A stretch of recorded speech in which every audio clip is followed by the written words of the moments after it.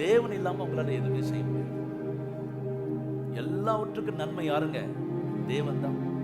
அவருடைய வார்த்தை சார்ந்து கொள்ள வேண்டும், அவரை சார்ந்து கொள்ள வேண்டும். அவருடைய வார்த்தையை படிக்கணும், தியானிக்கணும். பண்ணும்போது உங்க வாழ்க்கையில ஜெயம்.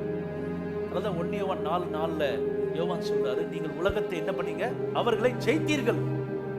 ஓவர்கம். இயேசுவை ஏற்றுக்கொண்ட பிறகு உங்களுக்கு நன்மை செய்வதற்குண்டான சகல காரியங்கள் உங்களுக்குள்ளே இருக்கிறது. பொக்கிஷமாக கர்த்தர் உங்களுக்குள்ளே வைத்திருக்கிறார். ஞானமும் அறிவும் ஆகிய பொக்கிஷங்கள் எங்க இருக்குங்க? உங்களுக்குள்ள இருக்கு. நம்ம இப்ப வெளியே பார்த்துட்டு இருக்கோம். யார் பணம் கொடுப்பாங்க, யார் செய்வாங்க, எங்க இது நடக்கும், எங்க அது நடக்கும், எல்லாமே கர்த்தர் எங்க வச்சிருக்காரு? உள்ள வைத்திருக்கிறார். எங்க கடன் வாங்கலாம் என்ற ஒரு எண்ணங்கள் இல்லாதபடிக்கு கர்த்தர் சகலத்தையும் எங்க வைத்திருக்கிறாருங்க? உங்களுக்குள்ளே சகலத்தையும் வைத்திருக்கிறார். ஹல்லேலூயா.